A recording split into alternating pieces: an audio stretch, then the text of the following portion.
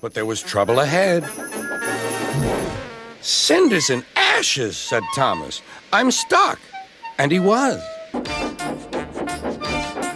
He was too tired now to care where he went. I want to stop! I want to stop! I have stopped, he puffed thankfully.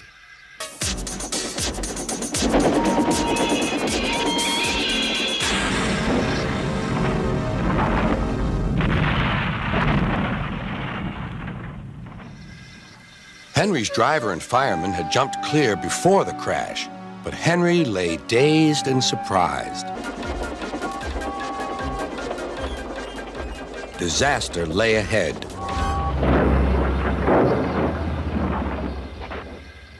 Something sticky splashed all over James. He had run into 2 tar wagons and was black from smokebox to cab. He was more dirty than hurt. He moved slowly forward to jam the table, but he couldn't stop himself and slithered into a ditch. Whoosh! He hissed. Get me out! Get me out! Fiercely, he jerked his driver off the footplate and followed them into the siding. Come back! Yelled his driver. Fire and smoke, said Thomas. I'm sunk! And he was. To me, the last load poured down. Help! Help! Cried Thomas. Get me out! Percy was worried, but he couldn't help laughing. Thomas's smart blue paint was covered in coal dust from smokebox to bunker.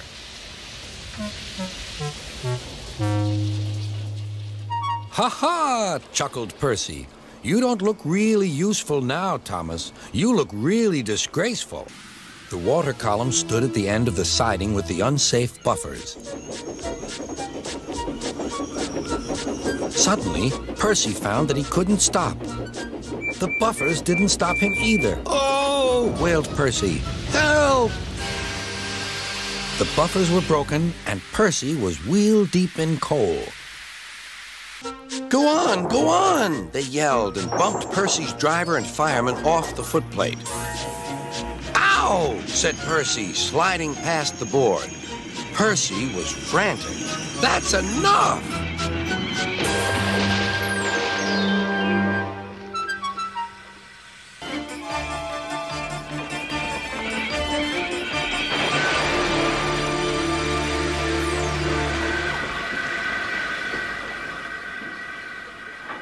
The silly cars had knocked their conductor off his van and left him far behind after he had whistled the warning.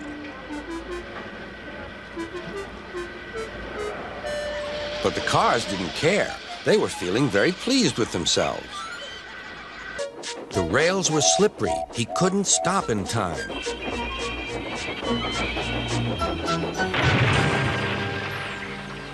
Donald wasn't hurt, but Sir Topham Hatt was most annoyed. I am disappointed, Donald. I didn't expect such clumsiness from you.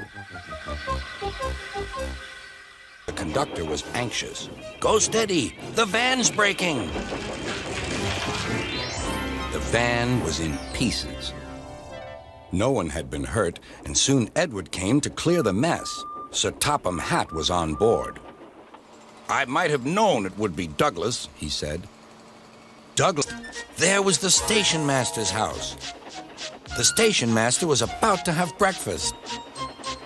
Horrors, cried Thomas, and shut his eyes. The house rocked, broken glass tinkled, plaster was everywhere. Thomas had collected a bush on his travels. He peered into the room through its leaves. He couldn't speak. But was too late to switch Percy to the runaway siding. Frantically trying to grip the rails, Percy slid into the yard. Beep! Beep! Look out!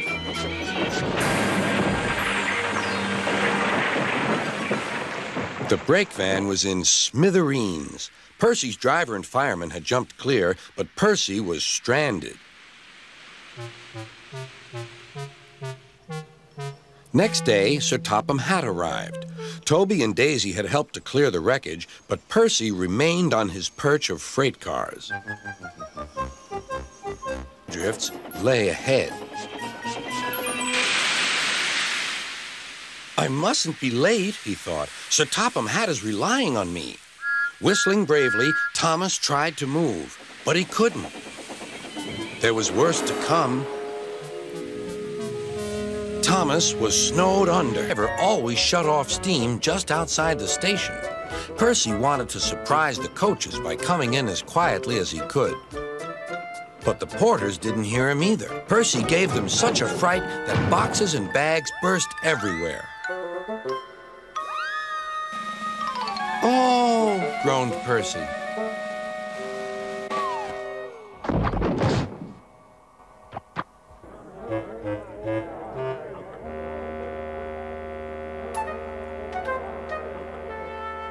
Sticky streams of jam trickled down Percy's face.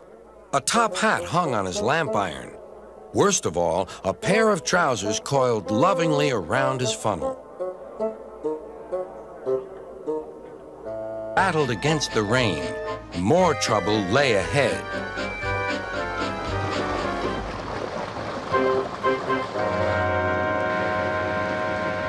"Careful, Thomas," called his driver, but it was too late.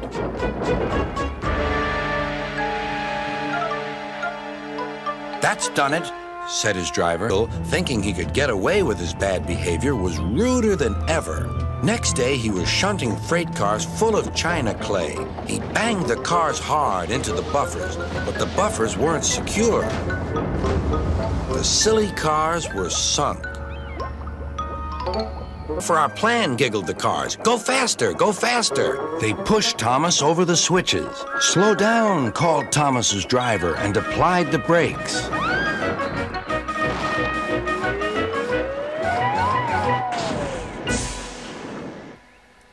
Poor Thomas stood dazed and surprised in a muddy pond as a toad eyed him suspiciously. "Bust my buffers," muttered Thomas. "The day started so well, too." On, they yelled. Toby was away, with the cars screaming and yelling behind him. No one realized that melted snow had turned a stream ahead into a torrent, and the bridge above it was about to collapse.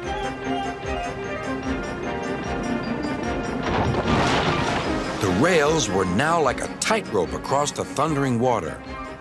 "Stop! Stop!" cried Toby. His driver fought for control. They came nearer and nearer to the bridge. It was all or nothing now. The driver braked hard.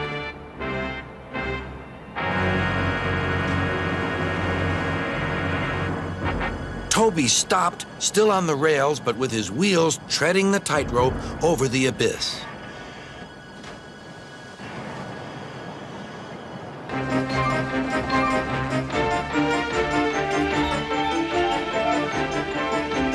At last, the cars grew tired.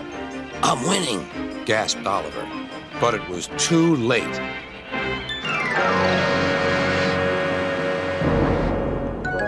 Oliver lay bruised and bemused, bunker down in the turntable well.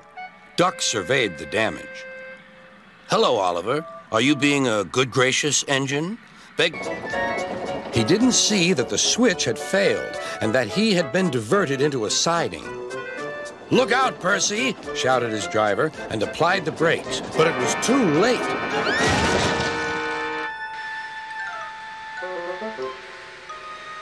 The driver and fireman had jumped clear, but squashed fruit squirted all over Percy.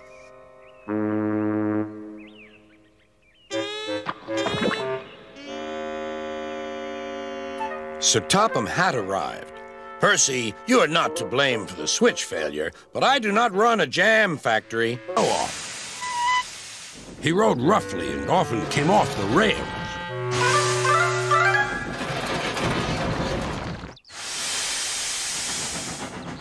I warned him to be careful, but he took no notice. "Listen, Dookie," he snarled. "Who worries about a few spills?" We do here, I said, but Smudger just laughed. One moment, everything seemed safe. But then, suddenly,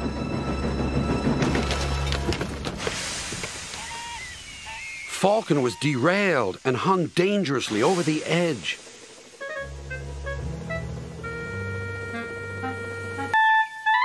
Sir Handel was about to cause a great deal of trouble. Told you, said Sir Handel. Hurrah! Hurrah! Roared the cars. Peter Sam shut his eyes.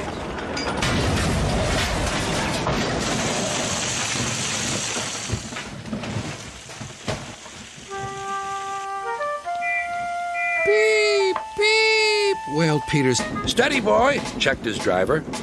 But it was too late. Sleepers and ballast, I'm off. And he was. You don't know the road. Get out of my way. Then there was trouble.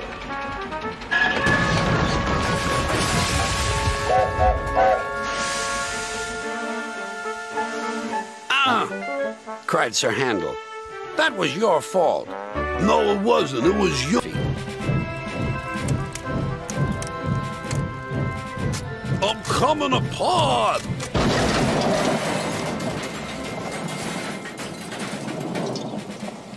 And he did. Glad I'm a splendid engine, he puffed. Sir Topham Hatt thinks I'm really useful. I had a race with Bertie once. I whooshed through the tunnel and stopped an inch from the buffers. Then Thomas made his mistake. Just like this, he boasted.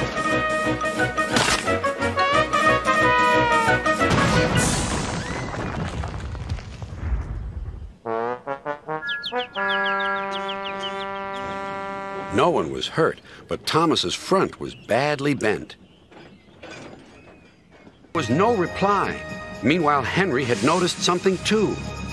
My train's getting heavier, he thought to himself. I'm slowing down. Then there was trouble.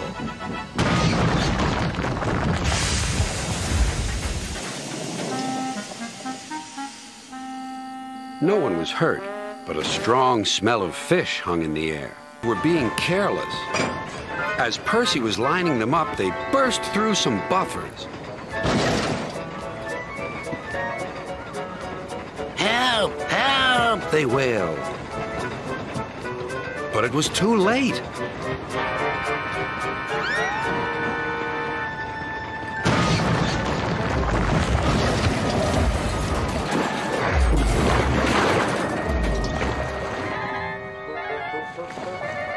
Oh, cried Bulstrode. I'm sinking. Serves you right, giggled the cars. You were always barging in and moaning. It took a very long time to clear the mess, cried Percy. Now there'll be trouble. And there was. Percy's driver quickly stopped the train. Everyone came running to the scene. Tom Tipper's bicycle was in pieces. Oh, and running aground, straight into the sheds.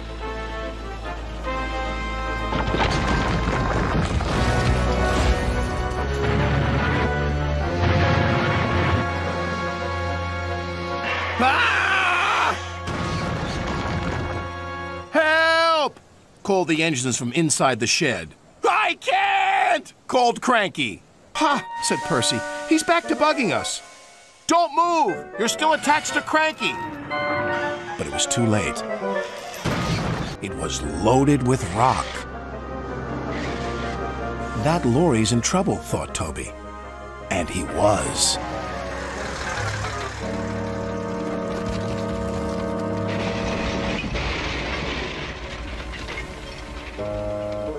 The driver was thrown clear.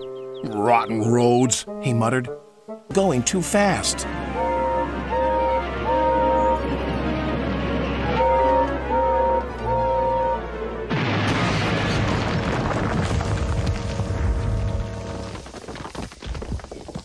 Help me, please.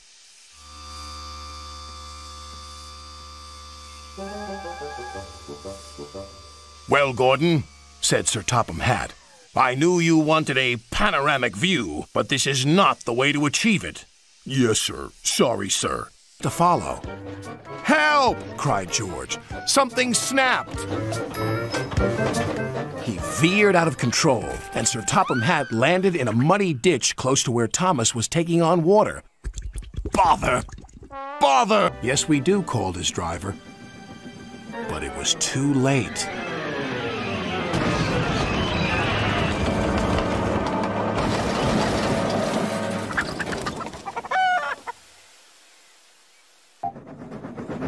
Suddenly, he saw a freight car on the line ahead. Get out of my way! But the freight car wouldn't move until Gordon forced it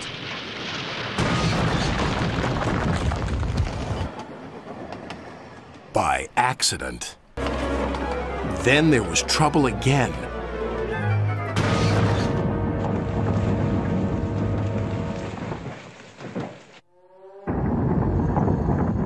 Get out of here fast! The mine's collapsing!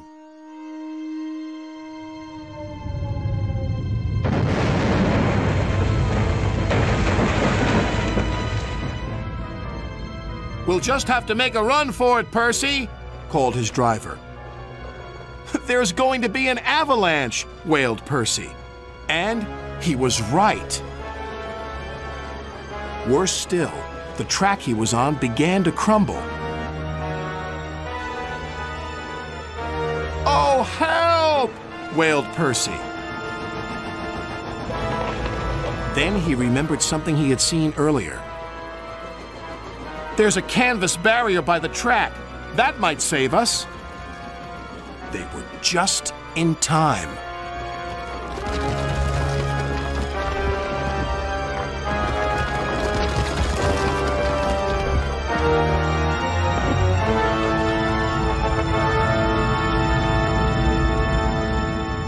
Percy was right. The canvas did indeed save them, but the miners didn't know that. Henry braked hard, but the freight cars hit some of the rubble and plunged into the ravine.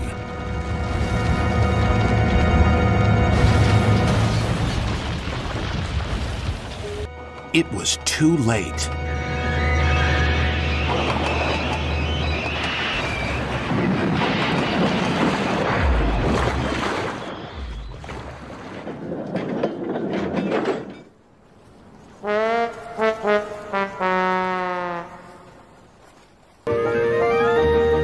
His driver reduced steam and braked hard, but it was too late.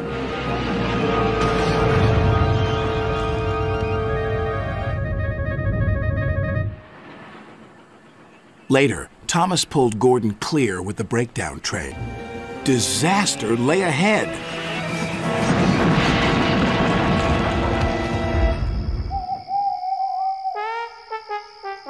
Freight cars.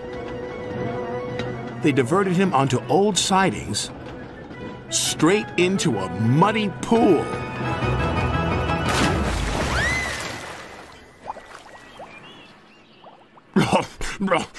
Stopped at last. Their loads were heavy and the couplings old. One snapped.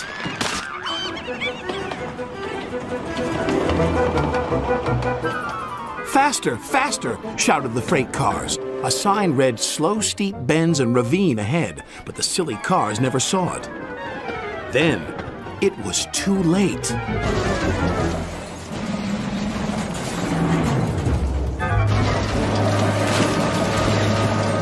Peter Sam arrived at the scene of the disaster. His driver sighed. This was our fault. We didn't secure them properly. We'll have to get help to pull them out. So, a little engine was returning home. It was a misty, moonlit night. Suddenly, the engine lost control and plunged over the side into the swamps below.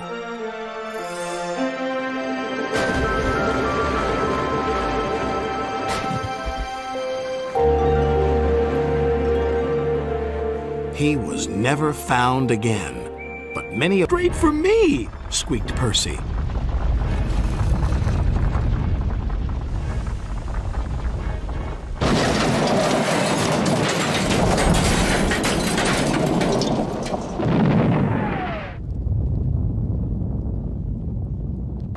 he was wrong. The freight cars plunged into the ravine.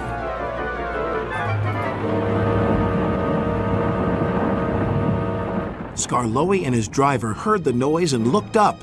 "Avalanche!" they cried.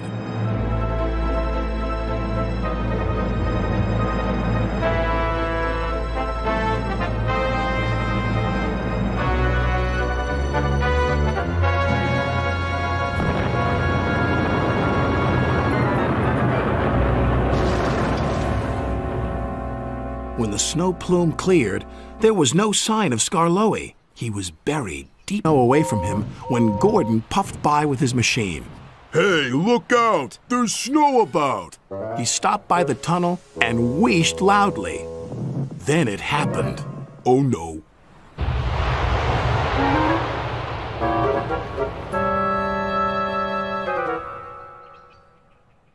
Help! Cried Gordon. Out on the branch line, Percy was having trouble with the trucks. Faster we go, pull him along, don't let him slow. Help! Cried Percy. His driver applied the brakes. But it was too late. He went off the rails at Bulgy's bridge.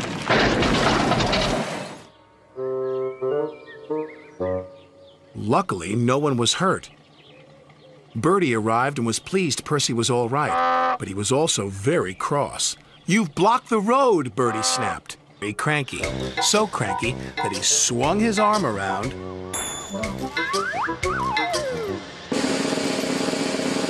and dropped the pipes onto the tracks instead of the trucks. "Whoops," said Cranky meekly. "Watch out for those trees, Harold," cried his pilot. "My net is too heavy," wailed Harold. "Harold is in trouble," Percy cried. "We must try to help him."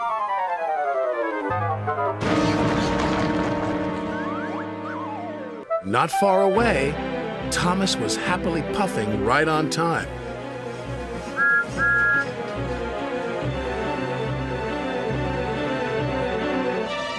"I can't see a thing," said Thomas. And then, before he could even think of anything else, "Bust my buffers!" cried Thomas. "What happened to the foghorn?" But it was too late. "Oh no!" he cried. "Whoops!" Jack sputtered. Couldn't see. There was a huge rock buried under the snow. Suddenly his snowplow hit the rock. "Bouncing buffers!" exclaimed Thomas. "My plow is broken." His driver tried to stop, but the broken plow hit the water tower. "Cinders and ashes!" exclaimed Thomas. Down the line, Trevor the traction engine had been struggling with a big cartload of hay. Crossing the tracks, the cart's wheels had broken off. Then Trevor heard a whistle. "Oh no!" Trevor cried. Donald could see the cart. "Stop!" he cried.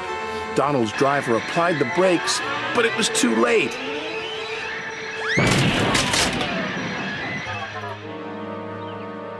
Luckily, no one was hurt. Next day, Donald was in a bad mood. Duck could see he was getting too close to the buffers. "Look out!" Duck shouted, but it was too late. Donald's driver was very cross. He pulled, and he pulled, and he pulled. Help!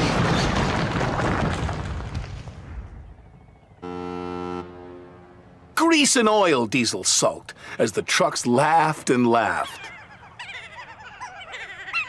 He had to stop.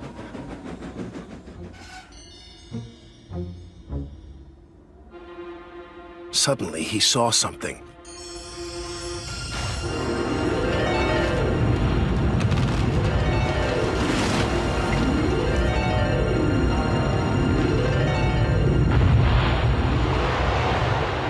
"Bouncing buffers!" cried Percy. His driver hadn't seen the old chimney sink into the ground. Let's disappear.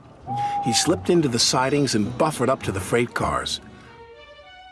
Spooky, stammered Percy. Suddenly, another building at the old mine sank into the ground.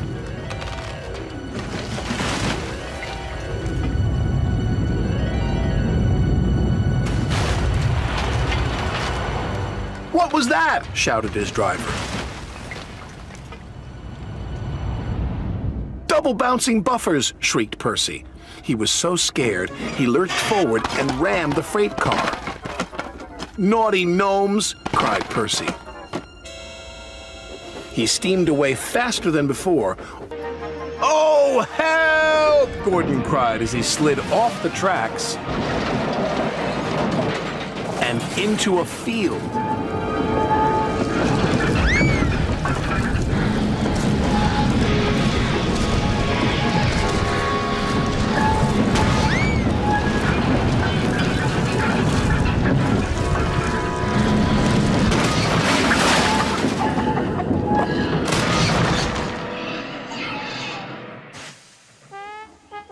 No one was hurt, but poor Gordon felt very undignified.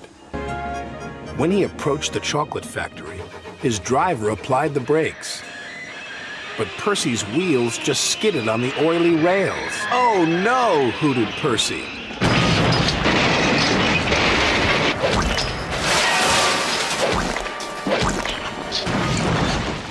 Yuck, he groaned. I've never been this dirty. He was covered from funnel to firebox in sticky, gooey chocolate. I might not have new buffers, he said, but I still know how to biff troublesome trucks. No, Mavis cried.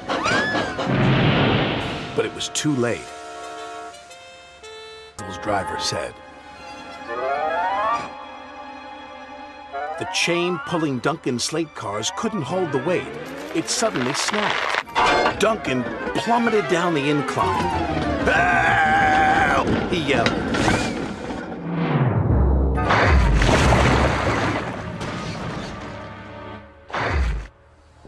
Glug, glug, glug, he said. Bluggle my bloiler. Duncan felt foolish and very wet. It's way back. Rain had made the tracks more wobbly than ever. Suddenly, there was a deep rumbling sound. Thomas's driver applied the brakes, but it was too late.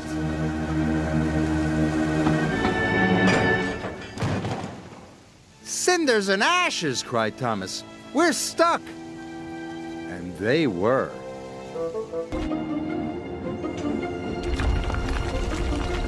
Look out! cried Fergus, and he rushed forward, and he bumped Bill and Ben out of the way.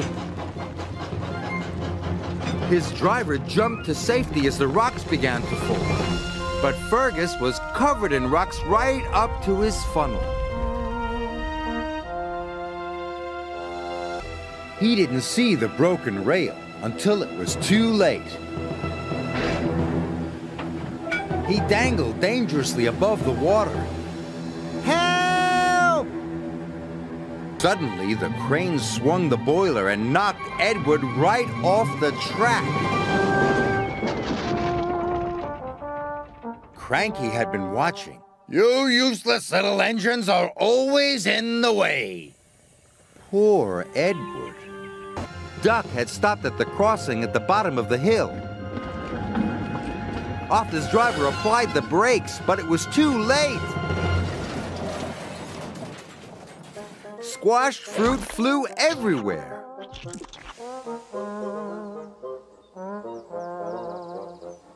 Arthur was upset. His spotless record was ruined. Going.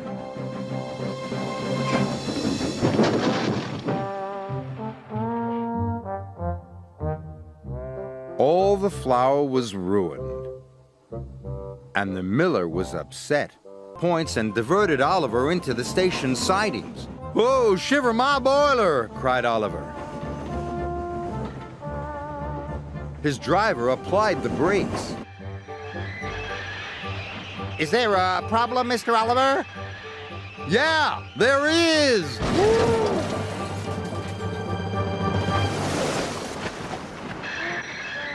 That could have been a little smoother. But there was trouble ahead. Some faulty points sent his freight cars one way and Thomas onto the old pier rail. Whoa! The troublesome trucks were delighted. He's falling in the water! Luckily, Thomas wasn't hurt, and the fish freight cars stayed on the tracks. Slow down, whistled Rusty. I count, Duncan cried as he shot past. Whoa! Elephant Park loomed ahead. Duncan's driver applied the brakes, but it was too late. The statue flew through the air and landed in the lake.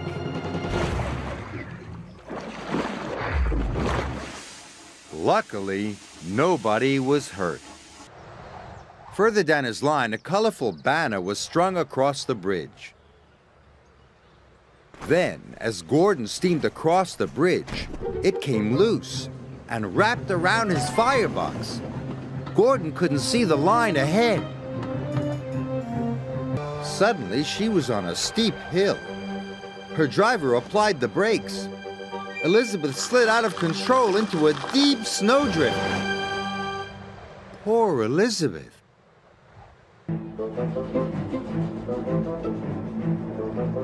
Suddenly, Duncan hissed to a halt. I'm out of steam. He had used up all his coal. What's that? He asked nervously. His driver looked out. The old wooden bridge was starting to collapse. Rusty, called Skarloey. Duncan's gone across the bridge. I'd better check he's all right, the little diesel said. But the cracks in the supports were getting larger. A beam snapped. Timber pieces splashed into the water below. Help! Whistled Duncan. I'm going to fall! But Rusty was on the way. Soon the little diesel reached the old wooden bridge. Duncan had never looked so scared. Rusty chuffed bravely onto the bridge. Careful! Gasped Duncan.